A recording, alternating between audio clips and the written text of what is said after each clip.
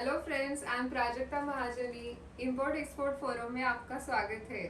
आज हम देखेंगे कि एक्सपोर्ट के लिए प्रोडक्ट की नॉलेज कैसे ले सकते हैं।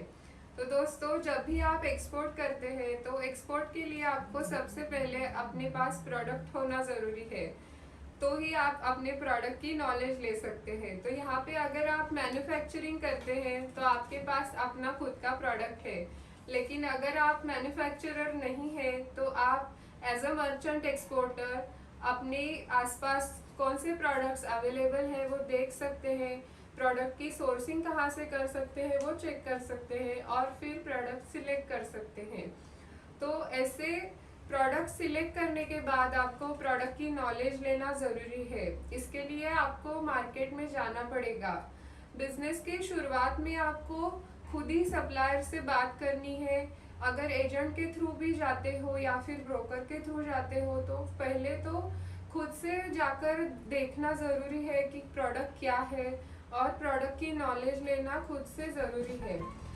बाद में जब आप पुराने हो जाओगे इस बिजनेस में तो आप ये कहीं से भी कर सकते हैं।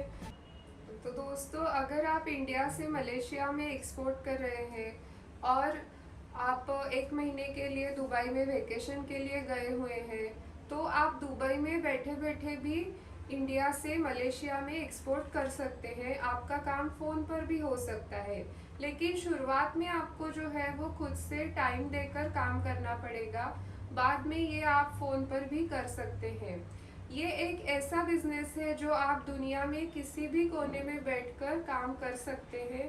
ये कभी भी नहीं रुकने वाला बिजनेस है। तो सबसे पहले ज़रूरी है कि मार्केट में जाना, और मार्केट जो है वो हर एक प्रोडक्ट का अलग अलग होता है। प्रोडक्ट के स्टैंडर्ड्स अलग अलग होते हैं, प्रोडक्ट की जगह भी अलग अलग होती है। तो यहाँ पे अगर आपको टेक्सटाइल्स चाहिए, टेक्सटाइल्स की रिक्वायरमेंट है, तो ये आपको गुजरात, महाराष्ट्र, उत्तर प्रदेश, वेस्ट बंगाल, तमिलनाडु यहाँ पे अवेलेबल हो सकता है। अगर आपको वीट की रिक्वायरमेंट है तो आपको ये बिहार और हरियाणा में अवेलेबल हो सकता है।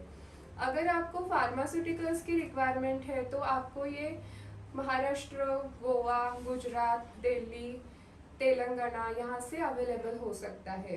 अगर आपको ऑर्गेनिक केमिकल्स की रिक्वायरमेंट है तो ये आपको आंध्र प्रदेश, उत्तर प्रदेश, उड़ीसा, महाराष्ट्र, गुजरात यहाँ से अवेलेबल हो सकता है। अगर आपको हैंडीक्राफ्ट्स की रिक्वायरमेंट है तो आप राजस्थान जा सकते हैं, वहाँ से अवेलेबल हो सकता है। अगर आपको इंजीनियरिंग प्रोडक्ट्स की रिक्वायरमेंट है तो आपको ये आसाम, पंजाब, उड़ीसा, अंडमान निकोबार आइलैंड्स यहाँ पे अवेलेबल हो सकता है। शुरुआत में आपको यहाँ मार्केट में प्राइसेस क्या है, मार्केट में प्रोडक्ट्स की क्वालिटी क्या है, स्पेसिफिकेशंस क्या है, ये देखना पड़ेगा। तो ये अच्छे से अगर नॉलेज लेते हो तो आप अच्छे से बायर से बात कर सकोगे। तो जब भी आप बायर को अप्रोच होते हो तो आप ऐसे नहीं कहना है कि आपकी जो भी रिक्वायरमेंट है वो हम आपको दे देंगे। नो, आपको यहाँ पे क्या करना है कि आपको जो भी अपने प्रोडक्ट का नॉलेज है वो पूरा आपको एक्सप्लेन करना है। अपने प्रोडक्ट के बारे में आपको पूरी जानकारी जो है वो बायर को देनी है। तो इससे बायर के मन में आपके प्रति ट्रस्ट बिल्टअप होता है कि yes, this exporter has all knowledge about his product. तो इससे ट्रस्ट बढ़ता है और बायर जो है वो आपको ऑर्डर दे सकता है। ये ऐसे प्रोसेस है, काम करता है।